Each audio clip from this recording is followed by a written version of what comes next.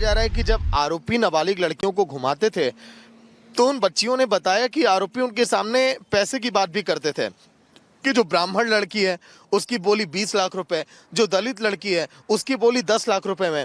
इस तरह की बातें भी अब सामने आ रही है। जिहादियों का प्लान बहुत घातक है। निशाने पर हिंदू बेटियां हैं, बच्चियां भी वो जो स्कूल जाती हैं, जिन्हें अब तक ना तो ऐसे हैवानों के बारे में जानकारी है और ना ही उनके मकसद का ज्ञान। ऐसे में पुलिस पर दबाव है कि आरोपियों के साथ साथ उनके मददगारों को भी सलाखों के पीछे पहुंचाया जाए। 10 आरोपियों को हमने गिरफ्तार कर लिया, जिसमें से 7 बालिग हैं और 3 नाबालिग हैं। उनकी सीडीआर का एनालिसिस किया जा रहा है। साथ ही साथ इनके जो बैंक डिटेल्स वगैरह हैं, इनके पेटीएम वगैरह के थ्रू जो इनके सोशल जो आईडी वगैरह है, उनसे और क्या क्या हमें क्लूज मिल सकते हैं, उसके बारे में अनुसंधान अभी जारी है। मेन फोकस यही है कि इनके अगर कोई पीछे की कोई फंडिंग है या कोई बैक में कोई और सपोर्ट है तो उसके लिए हम तथ्य एकत्रित करें। तो उसके लिए हमारी जो टेक्निकल टीम है वो भी लगी हुई है। मासूम बच्चों को फंसाने के लिए इन हैवानों ने मोबाइल का सहारा लिया। पीड़ित लड़कियों को फोन दिए गए, उन्हें महंगी गाड़ियों से ललचाया गया और कैफे ले जाकर उन पर पैसे खर्च किए गए। और यही कैफे था इन हैवानों का क्राइम सेंटर, क्योंकि यहाँ पर ही बच्चों की अश्लील तस्वीरें खींची गई, उनके साथ ज्यादती की गई। रिपब्लिक भारत इस समय राजस्थान के ब्यावर जिले के विजयनगर इलाके में खड़ा है। ये वही इलाका है जहाँ पर हिंदू लड़कियों को, भोली भाली लड़कियों को कैसे कुछ मुस्लिम युवक लव जिहाद के पूरे मामले में फंसाए। ये जो कैफे आप देख रहे हैं, आरोपी इस कैफे के अंदर बकायदा उन पीड़ित लड़कियों को लेकर आते थे। भोली भाली लड़कियों से गलत काम किया जाता था।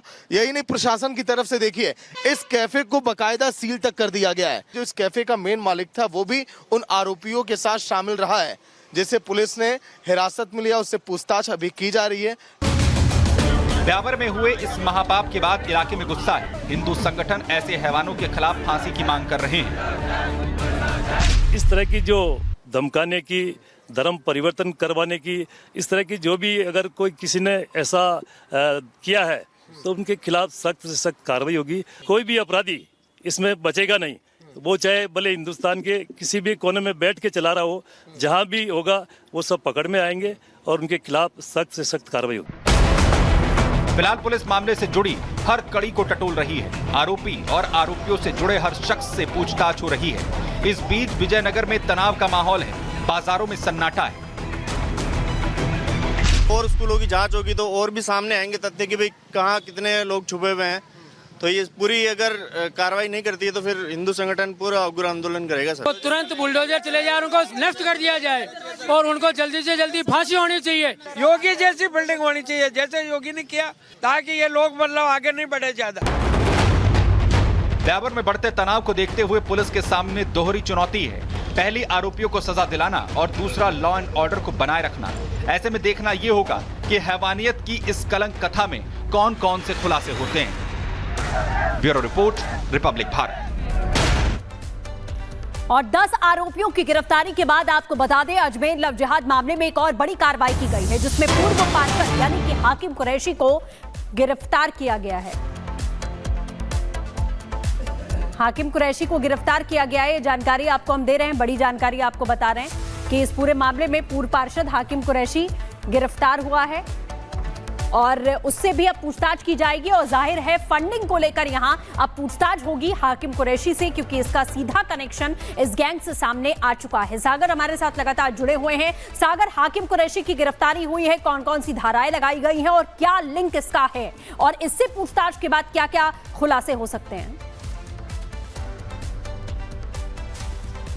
देखिए सृष्टि, बिल्कुल अगर हम बात करें तो पूरे मामले में अब 11 आरोपी कुल गिरफ्तार हो चुके हैं। पूर्व पार्षद जिससे 2 दिन तक, देखिए महेश इन तस्वीरों को दिखाइए, इसी थाने में देखिए पूछताछ हुई और पूछताछ के बाद अब मुंबई, माफ करिए, राजस्थान की पुलिस लेकर गई है आरोपी को कोर्ट में पेश करने के लिए। मजिस्ट्रेट के घर पर उसकी पोशी हो रही है आज, क्योंकि कोर्ट में कामकाज नहीं हो रहा है। अगर हम बात करें तो हकीम कुरैशी जो पूर्व पार्षद है, कई देखिए उसकी कुंडली जो निकलकर सामने आ रही है, अब उस पर सवाल खड़े हो रहे हैं, क्योंकि हाकिम कुरैशी का कोई सोशल मीडिया अकाउंट नहीं है सृष्टि। ना तो हाकिम कुरैशी खुद का फोन इस्तेमाल करता था, यही नहीं वो पार्षद रहते हुए भी लोगों के मोबाइल फोन से बात करता था, एक एक महीने में 8-8 नंबर बदलता था। आखिर हाकिम कुरैशी ऐसा करता क्यों था, अब ये सवाल अब खड़े हो रहे हैं। लेकिन सबसे बड़ी बात ये, आखिर जो 11 आरोपी अभी तक गिरफ्तार हुए हैं, कहीं ऐसा तो नहीं कि मुख्य सरगना यही है, हो सकता है, क्योंकि पुलिस इन पहलुओं पर भी जांच कर रही है। अब पुलिस ये पता लगा रही है कि आखिर इसकी फंडिंग कहां से हुई है। और धारा की बात करें तो पॉक्सको और बीएनएस के तहत जो धाराएं लगाई गई हैं पार्षद पर, उसी के तहत पूर्व पार्षद की गिरफ्तारी हुई है। लेकिन हाकिम कुरैशी ना तो कोई सोशल मीडिया अकाउंट चलाता था, किस तरह से एक्टिव था, पिछले काफी महीनों से वो इस कामों में संलिप्त था। पुलिस जो है मजिस्ट्रेट के यहाँ पेशी करने के बाद रिमांड पर लेगी, पूर्व पार्षद से पूछताछ करेगी पूरे मामले में। बिल्कुल, और उम्मीद है कि पूछताछ के बाद कई खुलासे हो सकते हैं। बहुत बहुत शुक्रिया सागर आपका।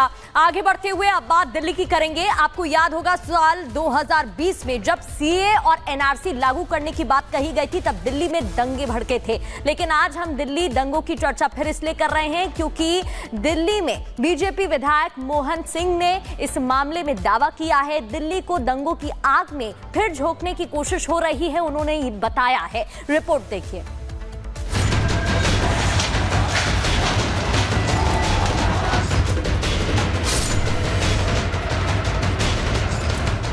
दिल्ली में एक बार फिर दंगे होने की आशंका जताई जा रही है।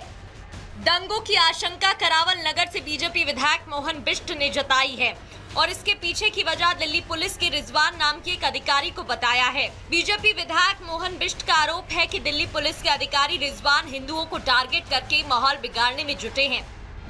पूरा मामला क्या है अब विस्तार से समझिए। करावल नगर से बीजेपी विधायक मोहन बिष्ट ने दावा किया है कि दिल्ली पुलिस में रिजवान नाम के एक शख्स अधिकारी हैं जिन्होंने हिंदुओं को टारगेट करते हुए 35 हिंदुओं को नोटिस भेजा है। इन हिंदुओं पर फरवरी 2020 में हुए दिल्ली दंगों में शामिल होने का आरोप लगाया है और अब इन 35 लोगों को, जो कि सभी हिंदू हैं, उन्हें फंसाया जा रहा है। जो उस 2020 के दंगे को करवाने के लिए जो जिसकी इन्वॉल्वमेंट हो, उसका नाम है रिजवान। और रिजवान को बुला करके थाने का एटीओ बराबर की कुर्सी में बिठा करके लोगों के आइडेंटिफिकेशन कर रहा है। ये इसने दंगा किया, इसने दंगा किया, इसने दंगा किया। इस प्रकार से उनको हरासमेंट के साथ उनको डराया जा रहा है। क्योंकि दिल्ली में दंगे हुए 5 साल से ज्यादा का समय हो चुका है, इसलिए अब 35 लोगों को भेजे गए नोटिस पर सवाल उठाए जा रहे हैं। बीजेपी विधायक मोहन बिष्ट तो सीधे सीधे कह रहे हैं कि ये हिंदुओं के खिलाफ साजिश, माहौल बिगाड़ने की कोशिश है, दिल्ली में दंगा भड़काने की साजिश है और कुछ नहीं। क्या लगता है कि पलायन करने पे अब लोग मजबूर हैं यहाँ पे, जो माहौल करने पे मजबूर है सर। अभी मैं खुद अपना यहाँ से भाग चुका हूँ। मेरे को पिछले साल तंग करा गया, जब मैं यहाँ बैठा हुआ था तो बार बार फोन आते थे।